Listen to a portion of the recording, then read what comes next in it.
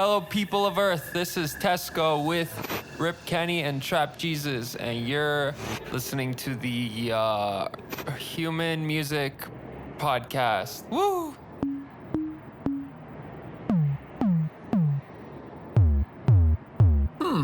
Human Music Podcast. I like it.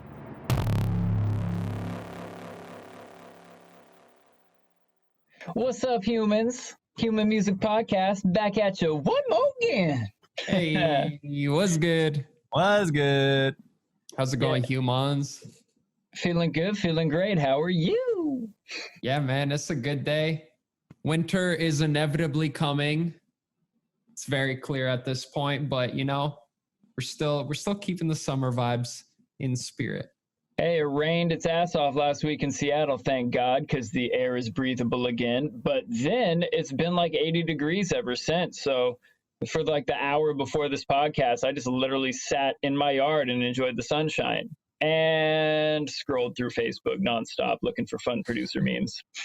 Yeah, if you guys didn't know, this actually has become a podcast about weather.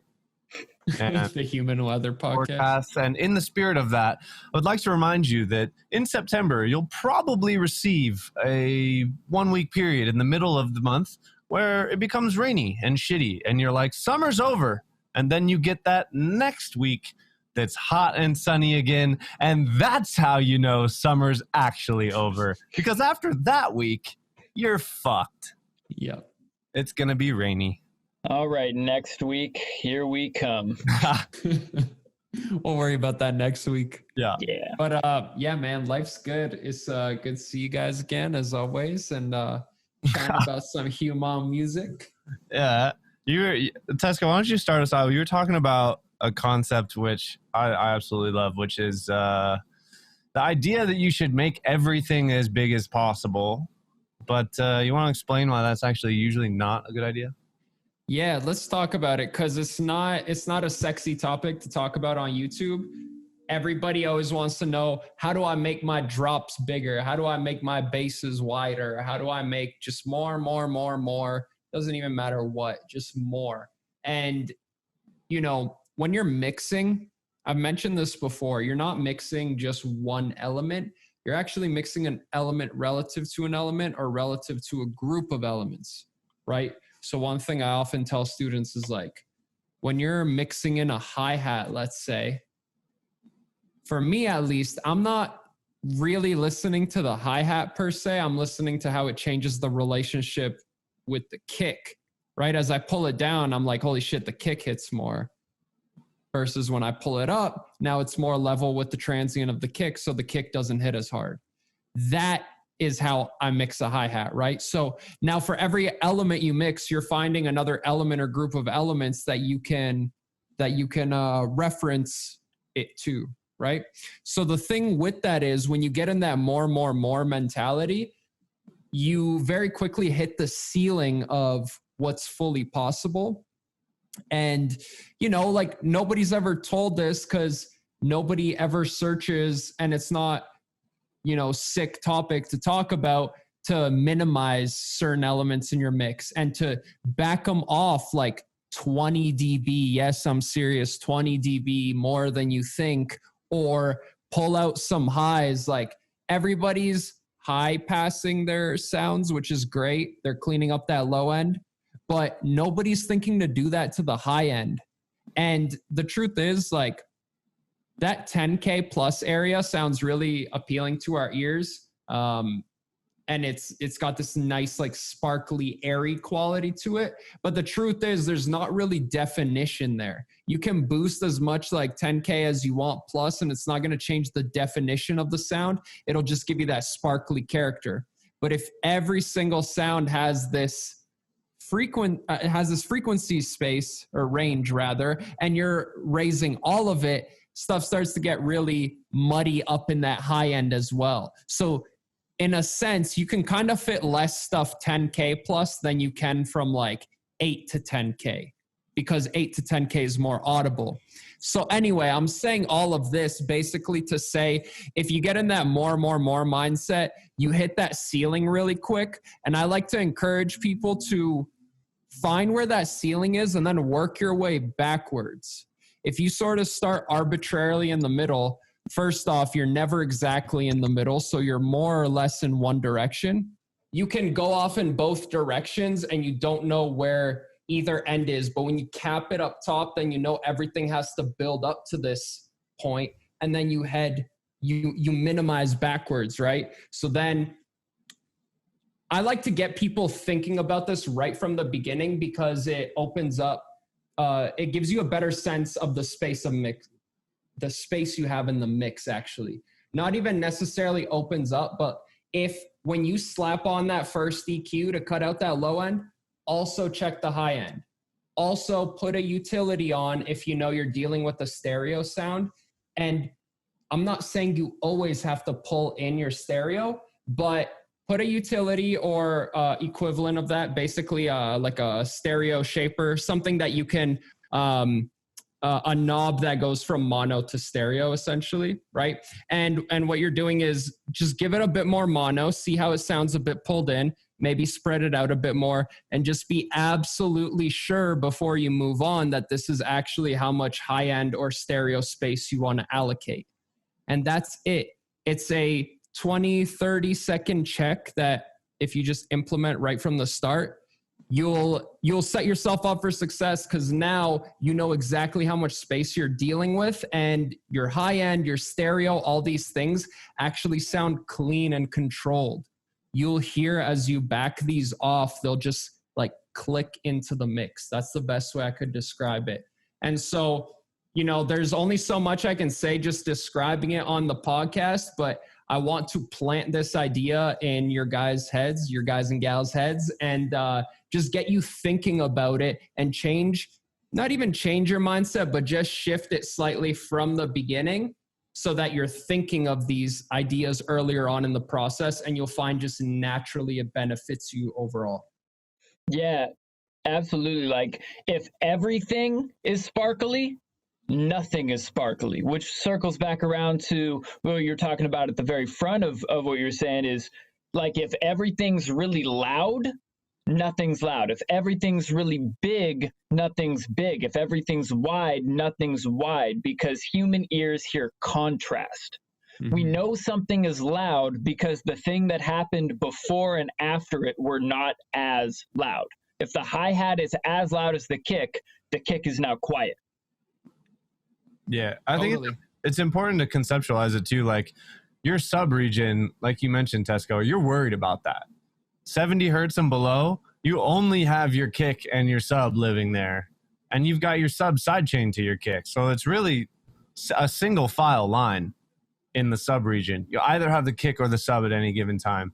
And the super highs, it's not the same. It's not a single file line, but you don't want everything up there. You only want like maybe 3 or 4 things tops. And especially for me, like when I'm making like just ridiculously distorted basses, you're cutting at like 10K and above with like a high cut. And sometimes the cue's like steep and sometimes it's, you know, a little bit more gradual, but you got to be conscious of the, like, especially when you're distorting stuff, the bleed of harmonics that as you saturate and distort, and it increases the harmonic density of the material up in the super highs, you got to be really conscious of the fact that is going to completely blow out if you have hi-hats and a lead and your snares got a bunch of snap up there. You should think of it a little bit like your sub-region, where you're specifically choosing what few defined elements live up there. You know, and some songs, like the hi-hats are really the thing riding up there. Sometimes I've got a bass that like sounds really nice with having a lot of definition up there, and I'll leave it in there. But a lot of times it's things other than the main element, the lead or the vocal chop or whatever it is that is using that range up there to kind of add the definition. Yeah, especially like man, that's something that you taught me, Rip Kenny, that I still hold so in my front of my mind when I'm mixing now, especially if it's a really distorted sound, a bass, crazy lead. if it's got a ton of distortion at 5K, it doesn't need it at 15K also. It is audible. It is grabbing your ear without all that. And if you carve that top end off of the heavily high mid distorted sound, you get all this room back. First off, that sound is more defined because now that 5K is the part of it that's grabbing you, not everything above 5K, all those octaves. It's just like 5K grabs you. And then the mid range, that's the note itself, grabs you. And then that high end is open for, like you said, the hi-hats, the snap on top of the snare. And if you've got vocals in a section of the song, that is the sound that really needs that sparkle. Like greatly mixed vocals all have that sparkle. That's why when you listen to modern pop or trap records, you'll hear, that's a very vocal centric genre. And if you listen to all of the musical elements, they're almost always low pass filtered to leave all of that room for the vocal and then of course the ubiquitous trap hats.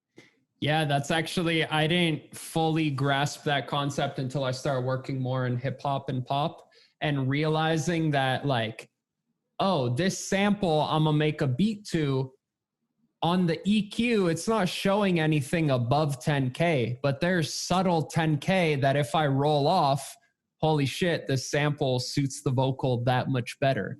So it's something I always encourage people to check, even if the sound looks rolled off. Even if it ends at like, let's say 9K, very clearly, still put a filter at 9K, put it a bit above, see if it does anything. It may or it may not. And then also pull it back. It might not need 9K. It might only need up to 8K. Or like hard cut it, but also like angle it down so it takes off a bit there. Or add a resonance or whatever, right? Like those are all techniques you can also use in contrast, right? When you think about how analog EQs work, they would do some sort of, I don't want to say unique cue there. It generally wasn't that unique of a shape, but it would give the sound specific harmonics at the cue when the filter cuts off, depending on how harsh that cue was. So you can sort of emulate that by also ramping up or down that node on the EQ if you're using a parametric EQ. If you're using an analog EQ, it does it for you. Yeah, it does it for you, but still definitely mess around with it. I'm sure it'll sound even. Yeah, I'm super glad you said that. That is one way to really help define your sound, is if you roll off everything with a high or low pass filter, and you roll off everything above or below this certain frequency, but right where it starts to roll off, you bump it with that little EQ bell that goes, so it's a flat line and then it goes up and then way down. That little node is going to be the piece. That's really where that sound is going to grab your ear. That piece is going to be extremely well defined, whereas and then that leaves so much space above and below that for something else to be defined. And some sounds, like you were talking about, like 8K, we've talked about 10K and 5K. Some sounds you can roll off way down at like 1,000 hertz, like 500 even. 500, you just get that really wavy, vibey, underwater type sound that's really popular and gives you a ton of feel and texture and the actual musicality of the notes, but leaving tons of space for other more important elements to sit in front of it. And that is just like that. One of my favorite weekly download episodes, one of the best things I ever learned from Ill Gates, was that concept of sitting on top. If something has that 5K or that 10K, it's literally those top frequencies grab your ear and it makes those elements jump to the front of the mix. And if you roll those off intentionally, it can help push that sound back in the mix so you still get that important vibe of, say, your chord progression without, putting that chord progression in competition with your lead for importance in your mix hierarchy. Well said. Yeah, I think it's worth noting too, like a lot of people I see will use white noise or something like that as a layer. And that is perfect because now you can isolate just that high end and just blend it in as much as you want. And when you have like max 3-4 elements, like Rip Kenny said, now that white noise, it actually is is way more correlated to the amount of hype your song has in that section, because it's one of the few elements in 10K. It's not stacking on top of all of the high end from your bass as well. So you could get your bass sitting properly where it needs to, and then just dial in the high end relative to the bulk of the bass.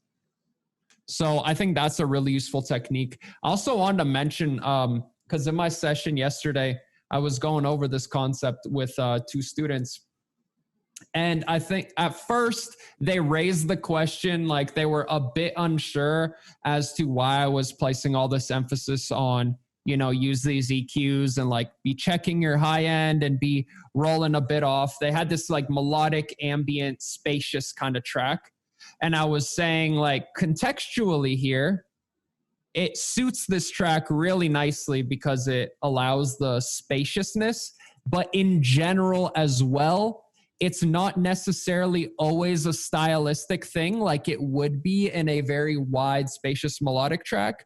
If it's an aggressive bass tune, it might not be as obvious that it's important. But like Rip Kenny said, if you're not like being very deliberate with your high end and saving it strategically, your whole mix is going to fall apart in bass music. So the thing I told them was, yes, it can be used stylistically, but the main thing, and this is the main like takeaway I want to give to everybody, is there's no thing that we can say that'll get you to immediately grasp it, but by just being aware of this and taking some of these key points that we're talking about and implementing them earlier on in your process, you're going to notice over time that it just works. It comes together nicer.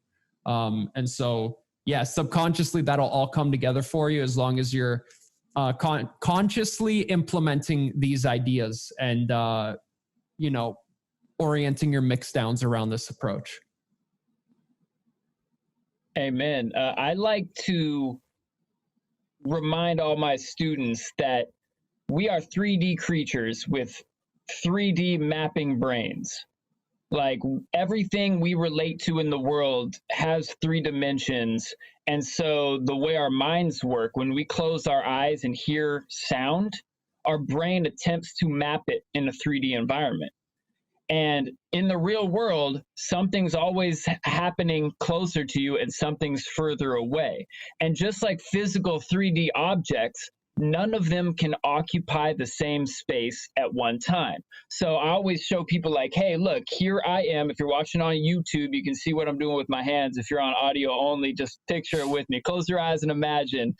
My face is front and center in the middle of this. There's nothing in front of my face except my hands if I wave them. So my face is clearly the focal point of what you're looking at. But if it was just my head floating in the vacuum of nothingness, that might look a little strange. It doesn't paint a complete picture. That's why everything behind me is going on, and some of it, you know, is a little closer, but it's creating this background behind me. So when you're making your mix, think of it the same way. Your subs and your kick are providing like a floor to the room. Your, you know, main thing is right front and center. Your snare and your loudest lead elements are right there front and center. You know, you've got that sparkle zone up top creating a ceiling. You've got width plugins using Haas effect or using stereo imagers or auto pans that are creating interplay between the two sides that create the outer walls. And then, like we were talking a lot about last episode, having that quiet background stuff, the quietest, littlest sounds, the little reverbs, the subtle ambiance you put tucked way deep, many, many decibels quieter than anything else, that create this back wall that give context. Like, you don't know how close my face is unless it's in context to the back wall of this room behind me that's providing the texture and context for what's going on in front. Totally. Yeah.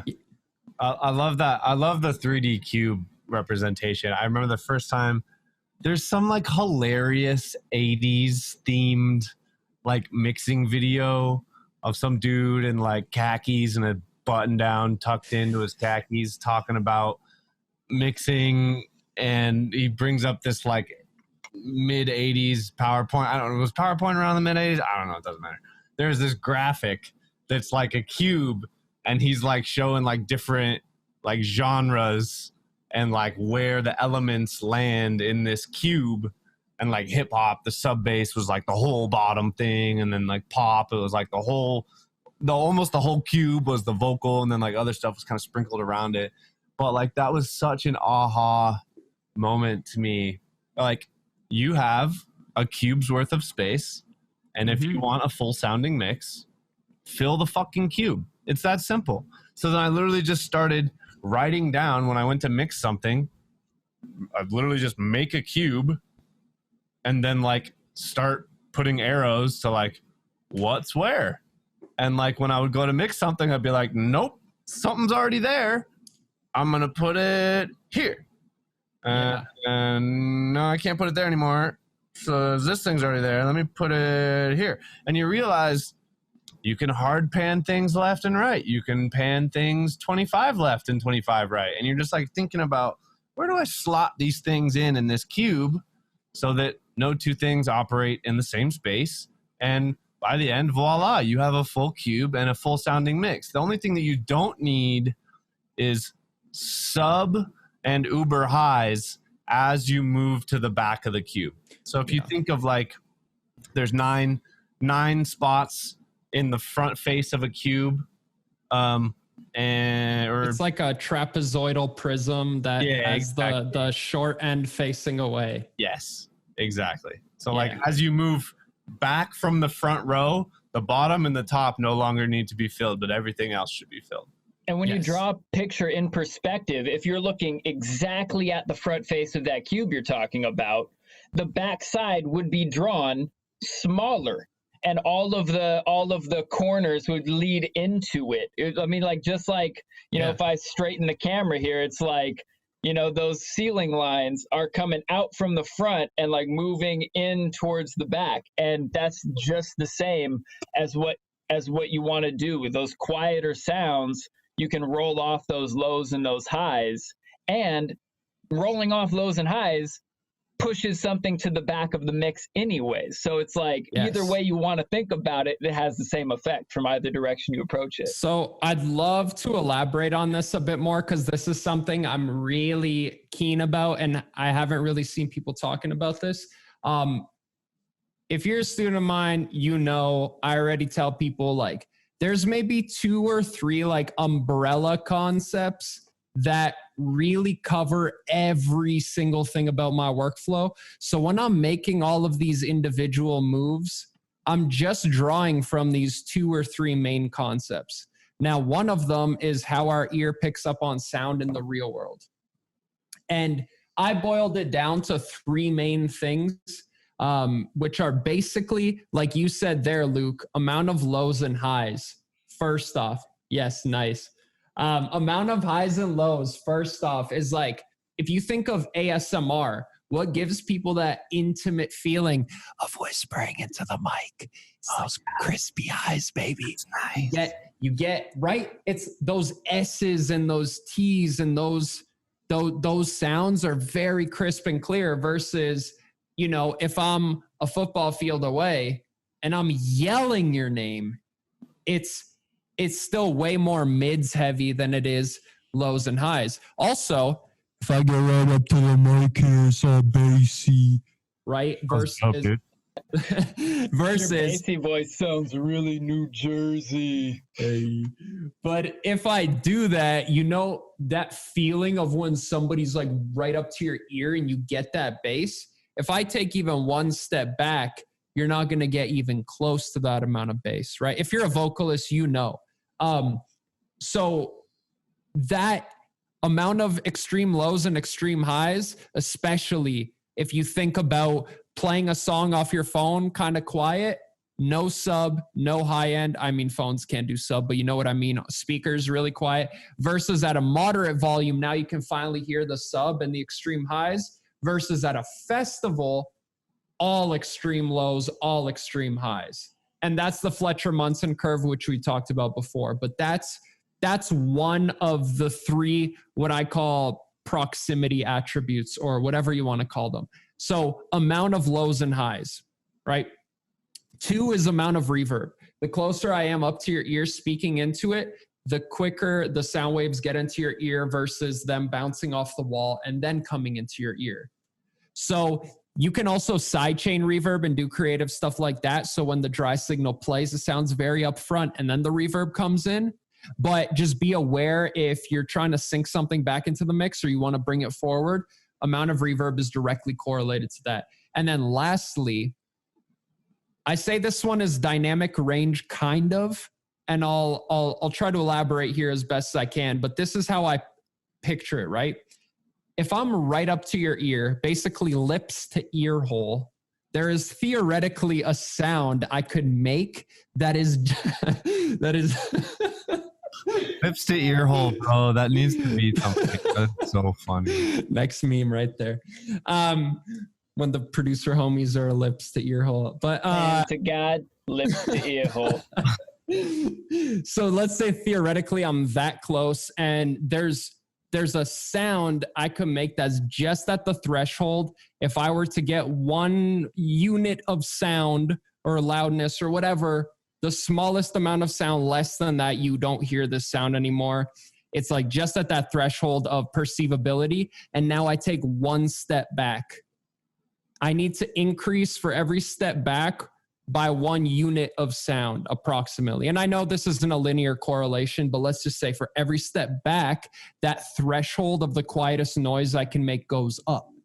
But I could be standing right up to your ear. I could be standing a football field away. And theoretically, I could keep making a louder and louder and louder sound, right? So it's only the low end that's affected. The high end, you could keep getting louder, but the level of floor noise starts to come up much like that cube, right? If you think of the front of the mix here and the cube's on its side, it starts to come in like that, where the extreme highs, like we talked about, as you step back a football field away, you sort of envision that like extreme highs and lows roll off, more reverb in this space, and there's less of this lower dynamic range accessible to you. So if you keep those 3 things in mind, that's exactly how our ear picks up on sounds in the 3D world. And you can start incorporating this into your arrangement, your sound design, and definitely mixing. Basically, yeah, basically everything other than mixing and mixing. But it's a very versatile technique. And it's one of those like bigger concepts I pull from, and you'll find a lot of these moves aren't complicated if you know, like, I want to move it to the right corner, back corner of my mix. Oh, I just need to apply these 3 attributes in these amounts. All right, cool. Now you could place it anywhere you want with the help of a little panning. And actually, while I'm on this topic, there's one last thing I want to say to wrap this up. Hopefully that gives you guys some insight. I also want to say, in my opinion, maybe you guys agree or disagree, I'd love to hear your thoughts, but the best mixes, masters, whatever, final finished songs have unbalanced mixes. So consciously find a way to make it unbalanced in some way. Just because one shit's right 25 doesn't mean another has to be left 25. It can be, and you know, having that balance and that imbalance is almost like a consonance and dissonance in its own way. So be conscious of that and utilize it. Yeah, and also special bonus for everyone watching on Facebook or YouTube. Go subscribe to our YouTube channel for this special piece of bonus content. Yeah. Here's a cube that shows what we're talking about with the area that you don't need to fill. It's like little wedges at the back. Everything else, find a spot. Oh, they're bass traps. Exactly. For anybody who knows about acoustic treatment, this thing behind my head, speaking to the YouTube people again, that is a bass trap. It is a big foam wedge that goes in the corner. They can be made out of other stuff too, but that deads a lot of sound in a room. And it's exactly, if you're listening on audio only and you know what a bass trap is, think about a big fat bass trap across the bottom and top corners of that back wall. And that's exactly what Rip Kinney just drew for us. It's a trap. It's a trap. It's a trap. Jesus, what's up, guys? Hey. We're talking about, now I want to talk about about stereo field, because we're talking about, you know, oh, you can hard pan stuff, you can pan stuff 25 left, 25 right, and that's all very true. But I find the better I get at mixing, the less I pan anything ever. Really? I find the Yes. opposite. I mean, like, sometimes, like, I will take a parallel channel of the exact same sound, put Haas effect on it, a slightly different distortion setting, and hard pan the two to create a width of equal and opposite measure of one sound, and just completely get that sound out of my center, much like in old rock tracks, or even new rock tracks. The rhythm guitarist will play twice. That they'll play their part 2 times, and they'll hard pan them, and the subtle human differences in timing and tonality will create this beautiful stereo image, leaving the center wide open for who? The singer and the lead guitarist to rock out right down the middle. And I think that's really powerful. But now, instead of being like, okay, this shaker goes in the right ear and the tambourine goes in the left ear or whatever, I'll be like, tambourine, dog, that's whack.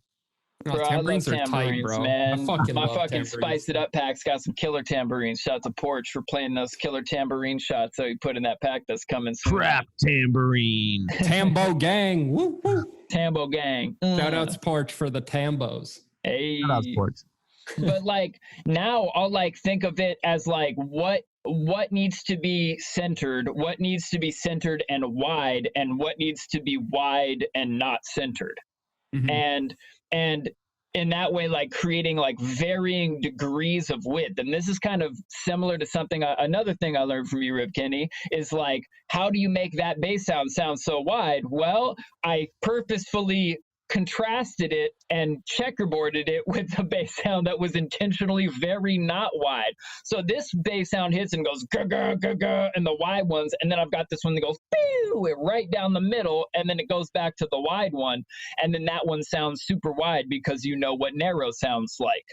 And so I think more of like, okay, this sounds down the center, and I'm going to put a little bit of this effect to give it a little bit of stereo image. And then this other sound, I'm going to give a ton of stereo image and like EQ down the mid EQ on that sound, so that I'm getting a ton of width and not a lot of center at all. And then I also like having send effects with like auto pan type things on them, and Haas effect type effects on those send effects, so I can create a robust stereo image that evolves as it goes. So like, instead of this hi-hat's over here and that hi-hat's over there, it's more like the hi-hats are moving and waving and wobbling around and never quite stay in one place. I in general would say that I agree with that philosophy. I try not to unbalance things too much, but sometimes it just sounds nice. One thing that I will frequently do, that I learned early on, that it's just one of those things I just love doing nowadays. It's, you got your kick and snare just right down Broadway, right? And then your hi-hats, a lot of people kind of leave them in the center, but you can just move them like 10% to the left. So like in Ableton, if you got 50 left and 50 right, move it like 5 to 8 left, and move something else in your hi-hats like 5 to 8 right. And that way they're not like dead center, but if you want your drums to like be mostly centered and like hit down the middle, they'll still they'll get out of the way of the kick and snare a little bit. And it just helps kind of, you know, like we were talking about, find everything its own little lane. Doesn't have, as long as it's not the exact same spot as something else. And that's one thing that generally I think that people should be thinking about, in contrast to what you were just talking about, is finding like a small amount of how to move things a little bit so that they're not right on top of each other. I think one thing that I did early on that I fucked up trying to do what you were talking about is thinking everything needed to be balanced, which basically meant everything is either right in the center or way out in the sides. And I didn't do a good job about like getting that nice spread of everything in between there. And it takes a skilled master with, you know, stereo I hate to even mention stereo spreaders, because if you don't know what you're doing, you're just going to crank this. Like, I'm talking from experience here. Yeah, hey, me too. Crank the stereo spreader on a bunch of shit. You might even be cranking the stereo spreader on a mono sound that can't be stereo anyways, and just ruining it, and making your mix sound like shit. But you have to know what you're doing to be able to balance, put something 10% wide, put something 30% wide, 50% wide, and 100% wide. So it's easier to kind of sometimes just kind of spread 8 left, 10 right, 15 left, 25 right, with stuff that doesn't matter as much, so that you can kind of hit all the individual lanes from center to full wide. Yeah. I like doing that with, like, if I have big stacks of background vocals, like say it's an R&B track or something, or, you know, it's like an epic melodic build up to a drop, and it has the vocalist laid down a lot of layers, and it's like, oh, here's like the low octave, and here's the middle backup layers, and here's the high octave, and here's the harmony, and here's harmony 2. Then often I'll be like, okay, cool, like I'll spread the low ones a little bit, and as it gets like higher up, you know, maybe like the regular one will be right down the center, and the ones that are exactly like it will be hard panned, and then I'll like do the lows and the highs and the harmonies like in that fan, which gives each voice like its own little spot, and it feels like an entire choir is physically standing in front of you, and you've got some of the singers are right in front of you, and some of the singers are way down at the ends of the row. Yeah, I agree. I agree with both of you guys on that. I think definitely as you get more used to doing it, you tend not to do things overly perfectly and overly extremely. Like I know before with stereo imaging, I would just do like 25-25 or 50-50, which on Ableton is half of what it would be. So like right between like 50% to 100%. But when I started to do little things like just set the hats off center a teensy bit, I could hear how much it improved the transients of the kick and snare, for example. So like finding little spaces like that where the less important the element is, the more fanned out it can get. Or for example, one thing I love doing, if there's like a vocal and a lead that's playing under it and both are prominent in the chorus, obviously vocal has to take precedence in 99.9% of the times, but that lead I found never sounded quite right center. And then I would feel weird, like I had to add another sound equally on the opposite side if I were to pan it. And I've found for contexts like that, sometimes it's best to just, I always save dead center for the most important elements and just do everything even a tiny smidgen off. But like even a lead in that situation, I would put like 25% to one side and just let it rock off center. And, you know, same thing, that could be a form of consonance and dissonance, like I said. So just be aware of that. You don't always have to do that in every song, but there are situations where you're going to get a way better mix by just throwing out. I think it's just like an OCD thing of like, oh, I'm putting it to the left, so I must put one to the right. Yeah. And, I don't know. I think I held myself back with that, and I know other people are going through the same thing. So just be aware of that. I think the one thing that I would be remiss not to mention here too, and I think this might be the most important thing that I've learned about stereo imaging. The reason I was talking about stereo spreaders and how you just take a sound that's not stereo and try and spread it to be stereo. That you want to know why you're doing that? Because you didn't think about your stereo image at all until you got to the very end. Yeah. And then you're like, oh shit. Well said. What do I force into the stereo field? That shit does not work. The thing that Luke was saying about the contrast of your sounds, one of them being 100% wide and one of them being 100% down the middle.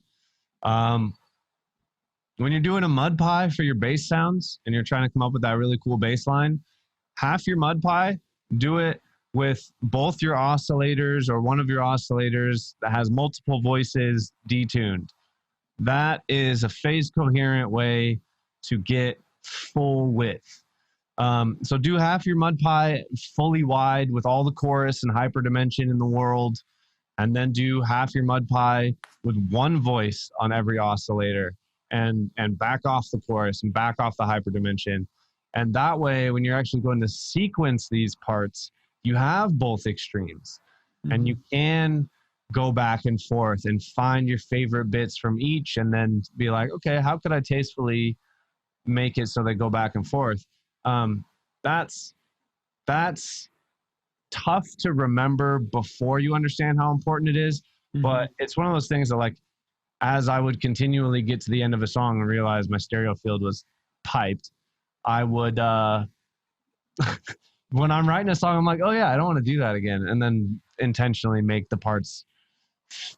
I have an idea in mind for where they're going to sit in the stereo field later. So, it's kind of a chicken before the egg thing, but if you can remember when you're writing the song, don't obsess over it. You don't want to go into engineering brain, but if you can remember when you're writing the song, give yourself some options of stereo and mono. You can figure it out later then. Yeah, absolutely. And like you said, chicken before the egg, but the more you actually practice the process of song production to completion, whereas you do all the writing and arranging parts, and then you do the mixing and mastering parts.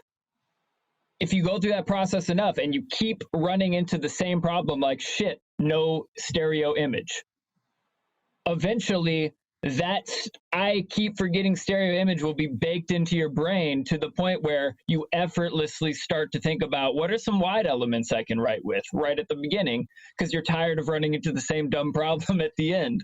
Yeah. I mean, I think that's probably about how all of us learn to do that shit, by doing it poorly a bunch of times until we stop forgetting. Yeah. One of my favorite along those lines is getting to the end and referencing with the spectrum analyzer on my track and going, oh man, I do not have much between 400 and 800 hertz in this whole song.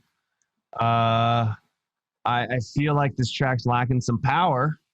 Let me just take a bell EQ on my biggest element, bass, lead, whatever, and just kind of boost up that region, give it a nice chunky boost, and now the spectrum analyzer looks a little better, and I think that's good for the track.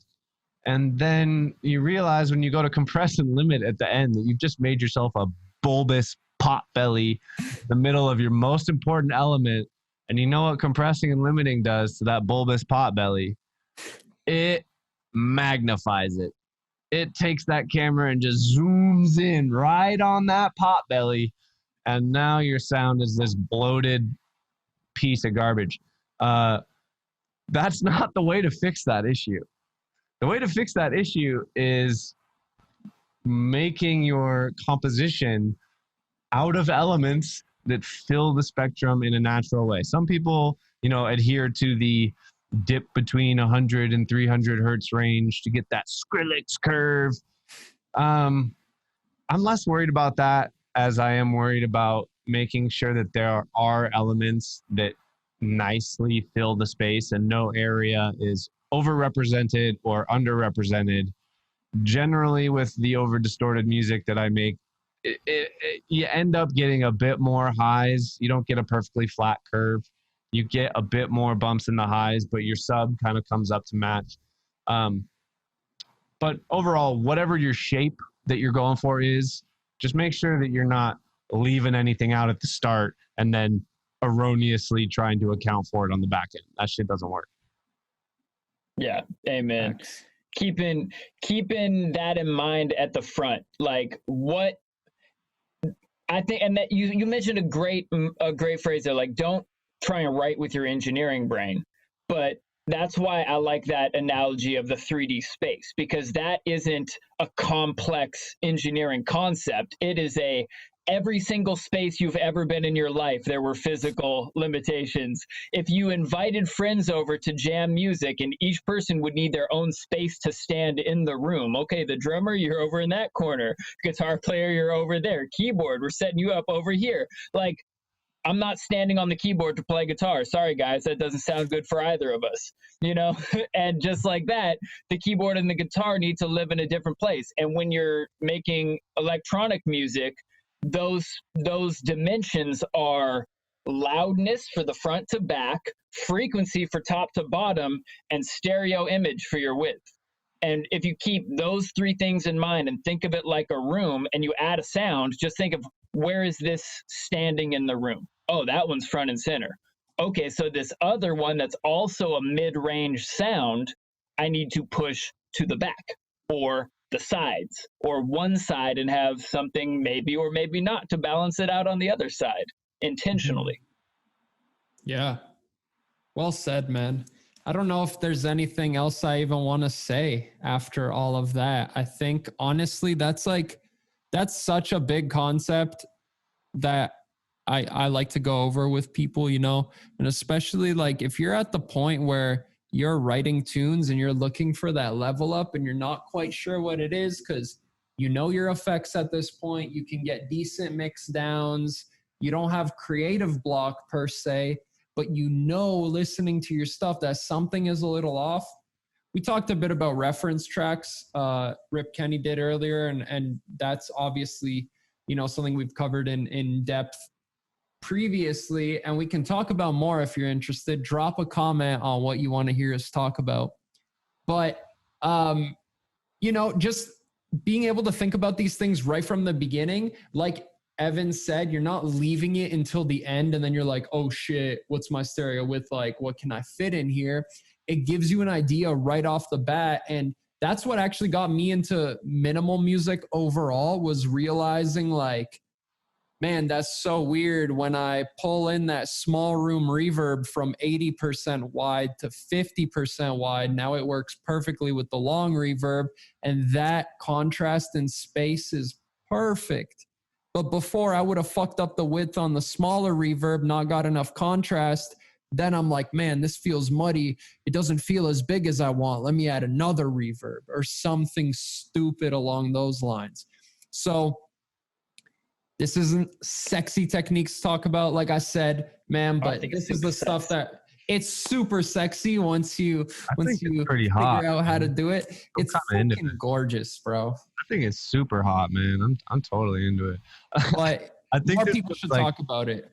I think this was the most concise mixing handbook chapter we've ever written. Amen. Yeah, so I just want to close it out saying, hey, yeah, oh yeah. If you're on YouTube, remember that cube. Remember the cube, guys. Let's frequency, bottom to top, stereo field, left to right, volume, and cutting off the lows and highs gets you towards the back. That's what you need to know right there. Beauty. Yeah. And just want to reiterate, if you get to a point where you're like, I don't know what to write in this song, skip straight to the mixing stage. In the dojo, we like to teach this 5-stage, you know, song completion order of operations. And it's, you know, idea generation, the actual writing, then arrangement, then, you know, detailing and transitions, then you go to mixing, then mastering. And it sounds like it's a linear process, like you have to have one complete before you move to the next. But a lot of the time, I don't. If I'm making a rap beat, sometimes I'll like make a super loop, just 8 bars of beat. Then I will mix it. Then I will master it. Then I'll arrange it. And then I'll do transitions. Just because sometimes I'll be like, man, I don't really know where to go with this right now. Does it have everything? I don't know. Let's see. Once I mix it, I will know. Oh, I have everything I need because it sounds incredible. Or, well, this is still missing something. Or, whew, there's too much shit here. Once you mix it, you find that shit out. And even if this beat never sees the light of day, at least I practice mixing, because I'm never going to finish a track without good mixing techniques. Yeah, I do like that. It is again kind of chicken before the egg. But if you're in doubt and you don't want to do all of the mixing and mastering, just think about what's empty in your cube. If there's nothing empty in your cube, you're fucking good. If there's something towards the back empty, maybe add some bird noises. Maybe if there's something top empty, make a little arpeggio or something and get it up there in the highs. I mean, you just I like that going forwards to look backwards. Mm-hmm. Also, I just want to say there's nothing wrong with doing it in phases either, but I love that you said that, because if anything, action will always triumph. Whatever you do, just do something, especially if you're strapped on time. I get a lot of students who got 2 hours here and there, maybe on some days, because they're so swamped with work. There go my headphones. But, you know, take action when you're in the process. Like, whatever you know how to do exactly that. Yeah. Amen. Boom. Do what you know, But, do what you can, do. Do and minimize and build up from there. And you guys and gals and beautiful humans will see beautiful results. And with that note, thank you for joining us today, beautiful humans. Make sure to download our free mega pack below if you haven't. Thank you to everybody that's reached out, telling us they loved it and what they want to see next. We're going to be giving away hella more freebies. So comment below what you want to see. Let us know what's